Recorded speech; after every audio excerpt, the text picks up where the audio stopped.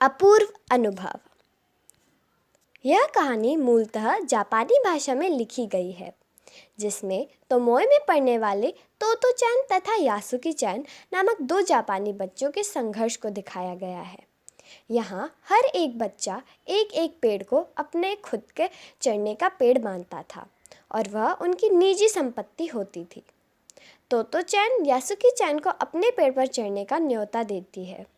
यासुकी-चान को पोलियो हो गया था, जिस कारण वह पेड़ पर चढ़ नहीं सकता था।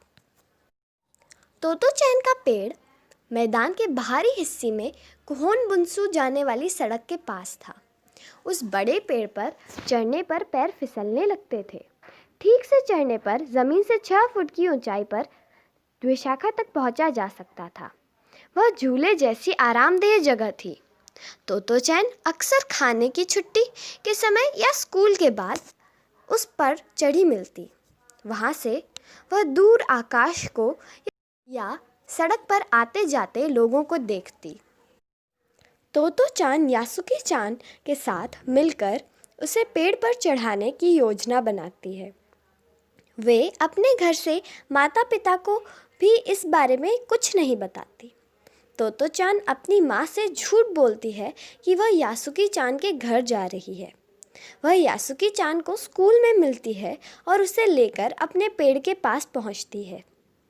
इस पेड़ पर वह कई बार चढ़ चुकी थी। तोतो-चान चाहती थी कि अब यासुकी-चान भी उस पेड़ पर चढ़े। यासुकी-चान भी पेड़ पर चढ़ने के विचार से बहुत उत्साहित था। तोतो-चान उसे अपने पेड़ के पास ले गई। वहाँ वह चौकीदार के यहाँ से एक सीढ़ी उठाकर ले आई। तोतो-चान चौकीदार के छप्पर से एक सीढ़ी घसीटकर पेड़ के तने के सहारे लगा देता है। वह यासुकी-चान को पेड़ पर चढ़ने की कोशिश करने के लिए कहती है। यासुकी-चान बिना सहारे के एक सीढ़ी भी नहीं चढ़ पाता। वह निराश हो जाता है, परंतु तोतो-चान हार नहीं मानती और फिर चौकीदार के छप्पर की ओर दौड़कर वहां से तिपाई सीढ़ी घसीट लेती है। पसीने से लथपथ तिपाई सीढ़ी को द्विशाखा से लगा देती है। तोतो-चान उसको एक एक सीढ़ी पर चढ़ाकर उसे पूरा सहारा दे रही थी। यासुकी-चान भी पूरी शक्ति लगाकर पेड़ पर चढ़ने की कोशिश कर रहा था।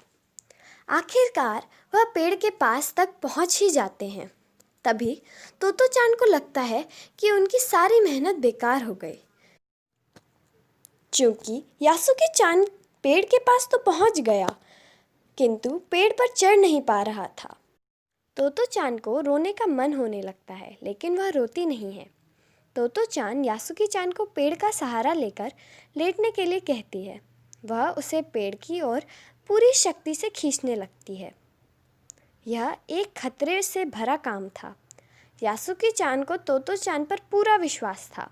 अंत में तोतो-चान यासुकी-चान को अपने पेड़ पर खींचकर लाने में सफल हो जाती है। पसीने से लथपथ तोतो-चान सम्मान से यासुकी-चान को अपना पेड़ पर स्वागत करती है। वे दोनों काफ़ी देर तक पेड़ पर बैठकर इधर उधर की बातें करते रहते हैं। यासुकी-चान के लिए पेड़ पर चढ़ने का यह पहला और अंतिम अवसर था। धन्यवाद।